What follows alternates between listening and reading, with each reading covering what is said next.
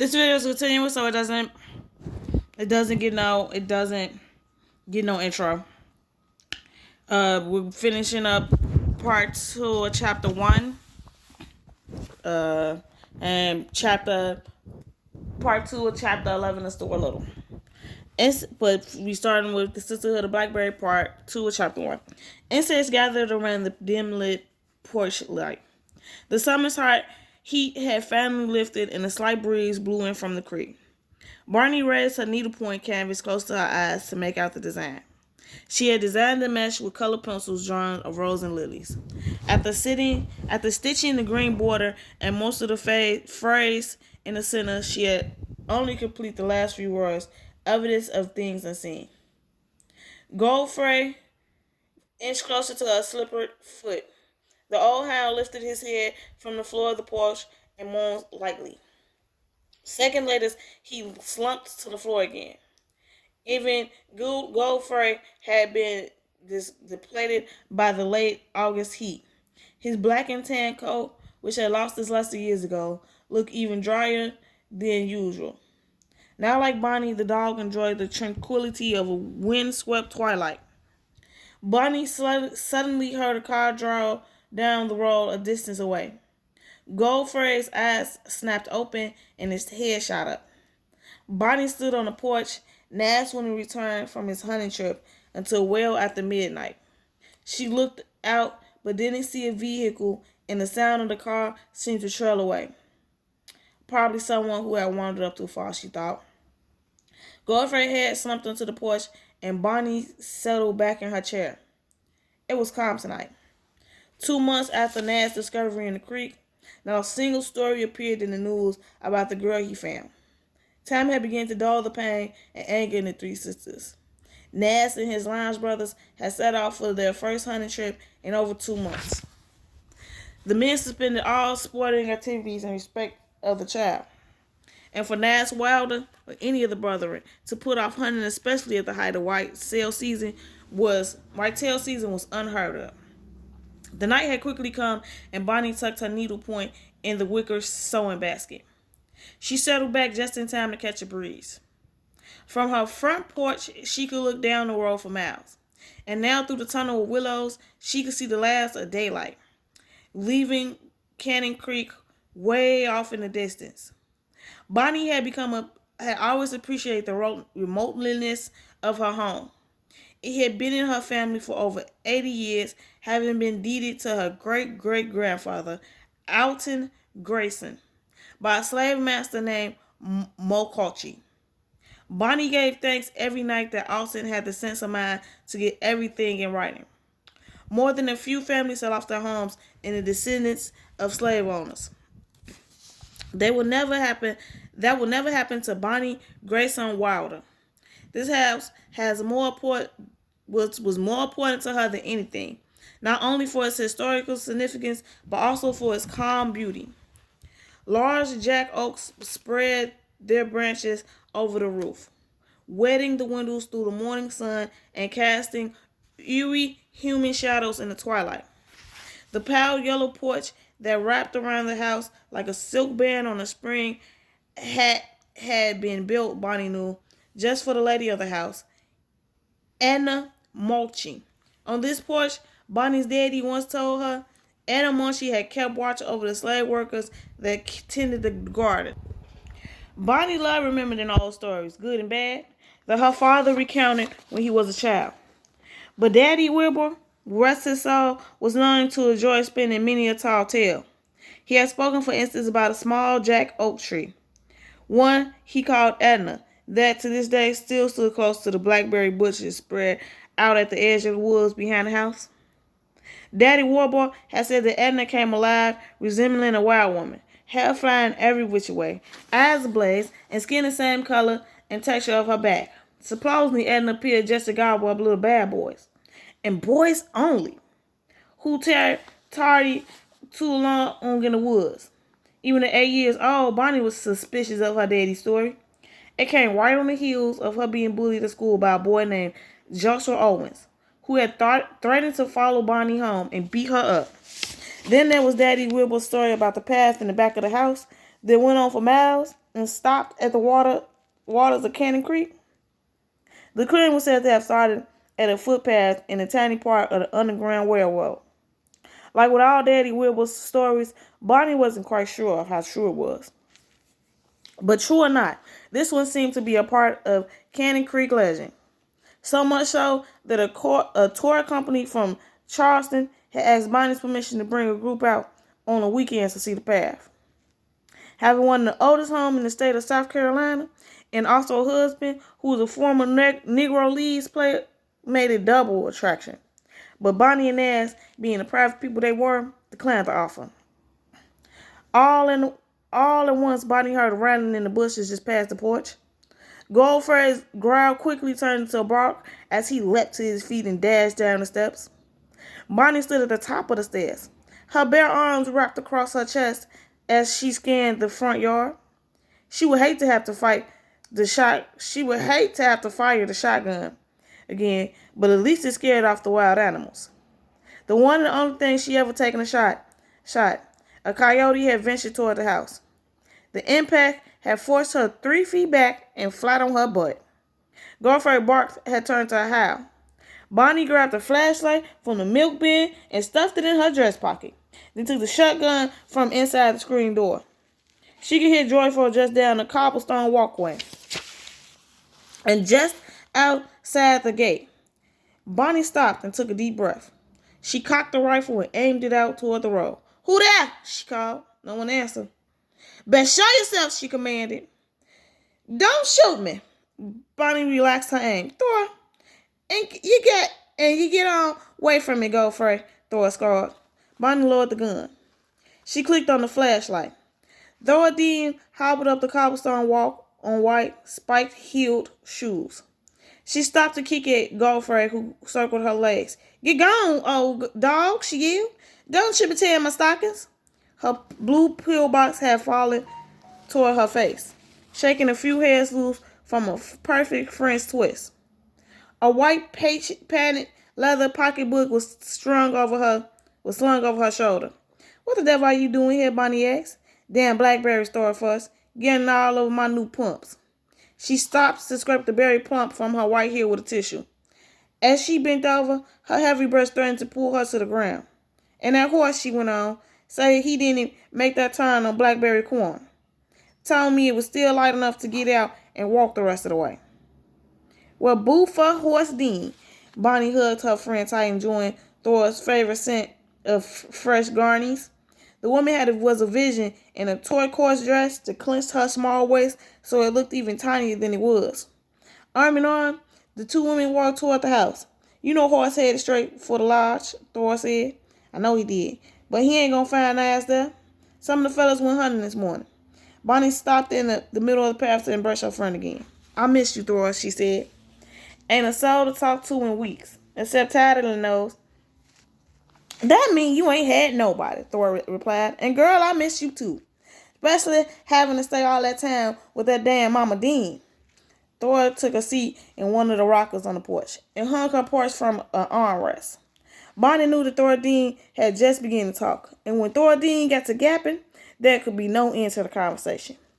"I'm so happy to be back. 'Cause Lord knows if I spend one more day in that house with Horse Mama, I had to kill that old woman." "No!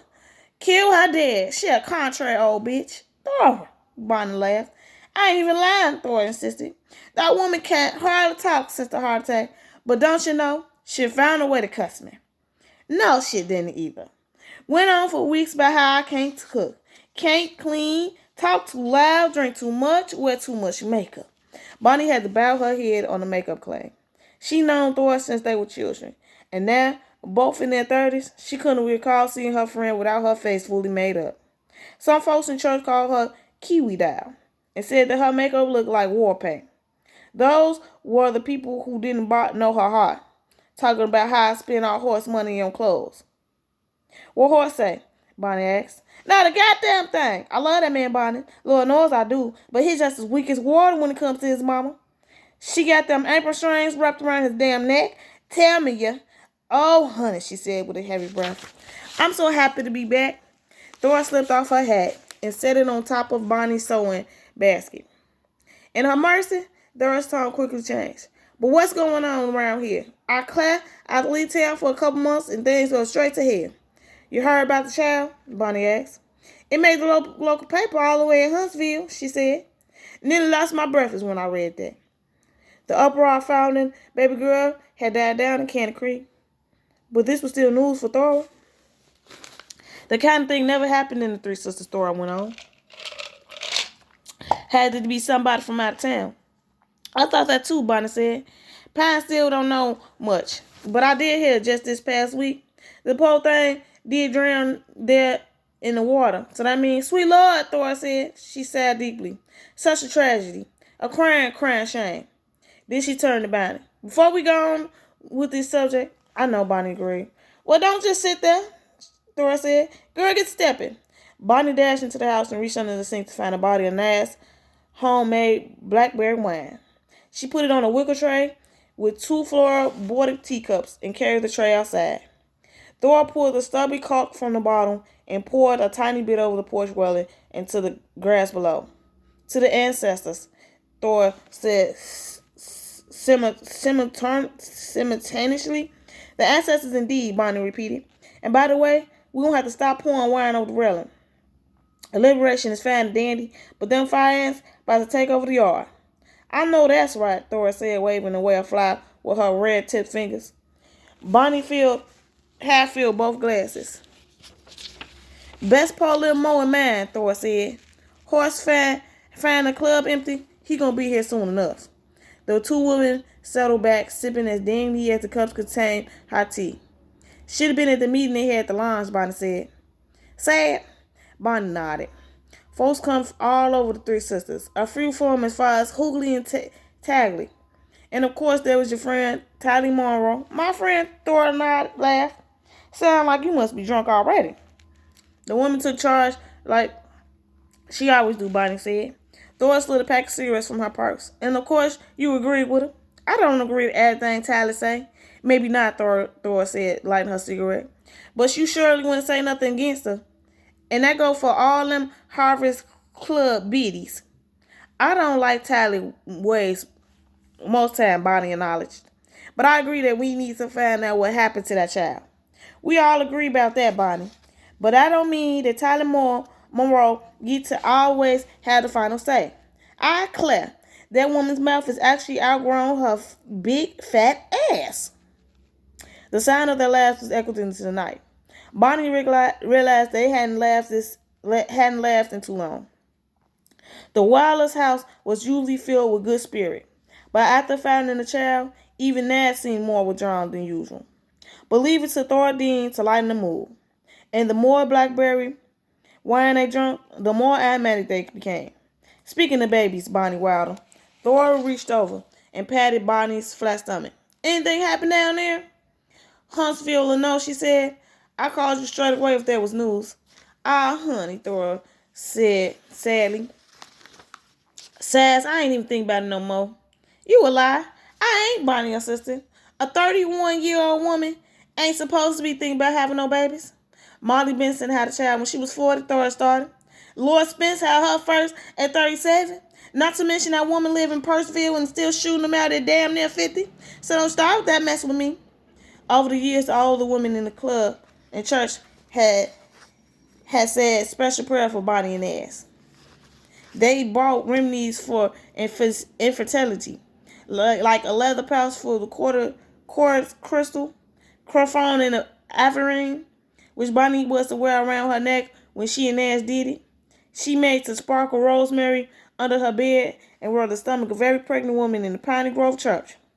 Bonnie knew these old Southern antidotes didn't mean much, but after a while she was willing to try anything to get pregnant.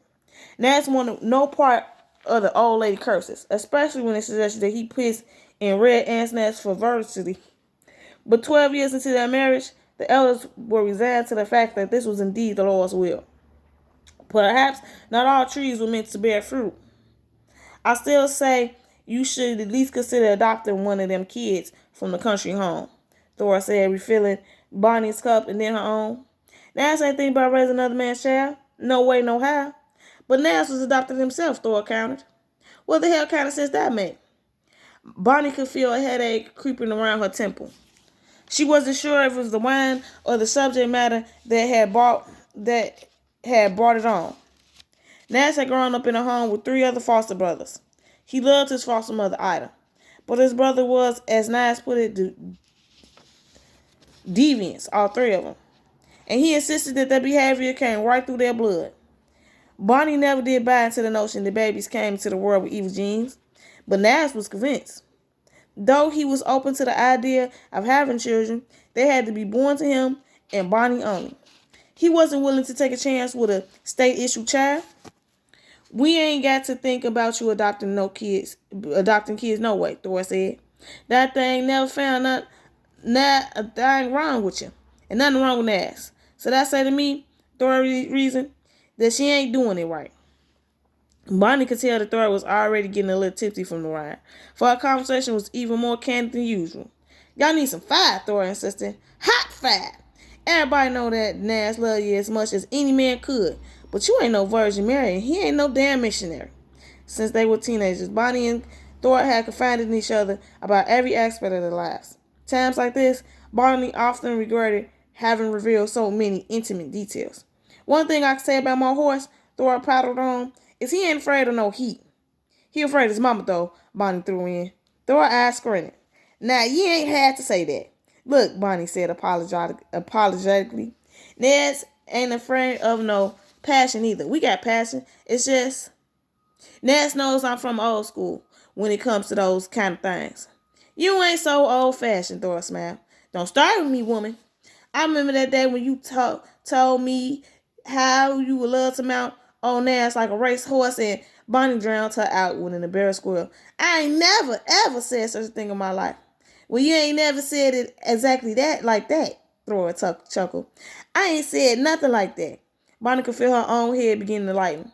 She loved the sensation of the wind touching the edge of fall and the scent of Thor Dean's perfume. And though she hated to admit it, she enjoyed talking like this freely. You know just what I'm talking about, Thor accused. We were sitting right here on this porch when you turned to me and said, Thor, Joshua fit the battle of Jericho, Bonnie said, saying out loud. Thor yelled over Bonnie saying, say you want to be the one on top for once in your life. Joy will fit the battle of Jericho and the walls come tumbling down. You could drown me out if you want, Bonnie Wilder. Thor laughed. Straight up the wall of Jericho. I remember, Thor said, wagging her finger playfully, and so do you. Well, if I did say it, Bonnie confided, then I must have been drunker than I am right now. Liquor speak the truth, Thor insisted. And if that's what you want from your man, girl, go on and ask for it. Grab Nas and have your way. I can't do that. Damn sure you can, Thor insisted. Ain't that why you fell in love with him in the first place? Say you could be yourself with him. Say he was the most exciting man you ever met. He still is. All I'm saying, sweetheart, is that you need to tell Nas what you want. I bet he'll love it. And you never know what might come from that passion. The wine softened the edges of the trees, and the light from the distance click beetles looked like tiny flash bulbs in the dark yard. Bonnie and Thor sat in a peaceful silence. Bonnie wondered if her longing to have a baby did quench her passion. She loved loving her husband, but as truth be told, she quite didn't feel him anymore. She could only feel the possibility of a child. Even when Nas touched her in that special place, she reacted more from habit than arousal. So that sex, once so real and uncontrived, had become more a performance. Still, Nas never complained. His kisses were filled with hunger, his body with longing, but perhaps his performance was as mechanical as hers. Then again, he did get to that moment of pleasure, which for Bonnie was the most important part of the act. His pleasure, his seed. She never let her from wanting a child. But perhaps, if only for Nas' sake, she would add a bit more heat. Thor was pouring the last of the wine between them when a black Lincoln pulled through the gate. Damn it to hell, Thor mumbled. Ain't finished our wine. Horstein got out of the car and walked to the porch. He removed his cap, and the top of his balding head was as dark and shiny as an 8-ball. Always so neatly groomed, his thin mustache looked like it was drawn above his top lip. Hey there, Bonnie. He bent in to kiss her. She detected a hint of Old Spice. Welcome back, stranger, Bonnie replied. Where that husband of yours? Went out hunting early this morning. Him, Coach, Scooter, and Little. No wonder the club empty, Horse said. He set his cap on Thor's head and she flipped it off quickly. Man, you gonna mess my hair, she snapped. Come on, woman, he said, picking up his hat. Let us get a move on. I need to finish my tea first, Thor said, taking another swallow. Tea? Horse laughed. I'm gonna tell Nas how the assistant of the blackberry wine been at it again. What do you mean to suggest, Horse Dean? Bonnie said, was trying to appear sober. Y'all ain't doing all that crackling cause of no ciphering that I know. He pulled his wife from a rocker and swatted her on the behind. Thor giggled. That alright with me though, Horse said, cause Thor come home already for a man. Ain't that right, baby? Will you hush yourself, Thor whispered, but despite her protest, Bonnie noticed that she headed for the car as quickly as he did. See you tomorrow, honey bunny, she called to Bonnie as she slipped into the front seat. I'll call you for sure before we get to the big bag. Okay, sugar, Bonnie replied. She could hear Horse mutter something, and then Thor laughed as they drove away. They about to go get freaky. Okay, so in Stuart Little, he was telling them like they gonna talk about the king. He want to talk about the king. One of his kids is like, who is the king? So he's like, what's the difference? Said Stuart. There ought to be one. Kings are old fashioned, said Harry. Well, all right then. Let's talk about the chairman of the world. The world gets into a lot of trouble because it has no chairman. I would like to be a chairman of the world myself. You're too small, said Mary Bennix. Oh, fish feathers, said Stuart. Size has nothing to do with it. It's temperament and ability to count. The chairman has to have ability and he must know what's important. How many of you know what's important? Up went all hands. Very good, said Stuart, cocking one leg across the other and shoving his hands in the pockets of his jacket. Henry Rackamere, you tell us what's important. A shaft of sunlight at the end of a dark afternoon. A note in music. In the way the back of a baby's neck smells if his mother keeps it tidy, answered Henry. Correct, said Stuart. Those are the important things. You forgot one thing, though. Mary Bennix, what did Henry Rackamere forget? He forgot ice cream and chocolate sauce on it, said Mary quickly. Exactly, said Stuart. Ice cream is important. Well, now, if I'm going to be chairman of the war this morning, we got to have some rules. Otherwise, it would be too confusing with everyone running every which way and helping himself to things and no one behaving. We got to have some laws if we're going to play this game. Can anyone suggest any good laws for the world? Albert Fernstorm raised his hand. Don't eat mushrooms. They might be toadstools, suggested Albert. That's not a law, said Stuart. That's merely a bit of old friendly advice. Very good advice, Albert. But advice and law are not the same. Law is much more solemn than advice. Law is extremely solemn. Anybody else think of a law for the world? Nix on swiping anything, suggested John Popovich. Very good. Good law. Never poison anything but rats, said Anthony Bernstein. That's no good, said Stuart. It's unfair to rats. A law has to be fair to everyone. Anthony looked sulky. But rats are unfair to us, he said. Rats are ejectable. I know they are, said Stuart. But from a rat's point of view, poison is ejectable. A chairman has to see all sides of a problem. Hi, have you got a rat's point of view? Asked Anthony. You look a little like a rat. No, replied Stuart. I have more the point of view of a mouse, which is very different. I see things whole. It's obvious to me that rats are underprivileged. They've never been able to get out in the open. Rats don't like the open, said Ames Bursivi. That's because whenever they come out, someone socks them. Rats might like the open if they were allowed to use it. Any other ideas for laws? Angus Bursky raised her hand. There ought to be a law against fighting. Impractical, said Stuart. Men like to fight. But you're getting warm, Angus. No scrapping, said Angus timidly. Stuart shook his head. Absolutely means no being mean, suggested Milford Hofstein. Very fine law, said Stuart. When I am chairman, anyone who's mean to anyone else is going to catch it. That won't work, replied Herbert Pegerstein. Some people are just naturally mean. Albert Fernstein is always mean to me, always being mean to me. I'm not saying it works, said Stuart. It's a good law, and we'll give it a try. We'll give it a try right here and now. Someone do something mean to someone. Harry Jamison, you be mean to Catherine Stableford. Wait a minute now. What's that you got in your hand, Catherine? It's a little tiny pill stuffed with sweet balsam. Does it say, for you I pine, for you I blossom on it? Yes, said Catherine. Do you love it very much, said Stuart? Yes, I do, says Catherine. Okay, Harry, grab it. Take it away. Harry ran over to where Catherine was sat, grabbed the little pillow from her hand, and ran back to his seat while Catherine screamed. Now then, said Stuart in the first verse, hold on, my good people, while your chairman consults the book of rules. He pretended to throw him through a book. Here we are, page 492. Absolutely no being mean. Page 560.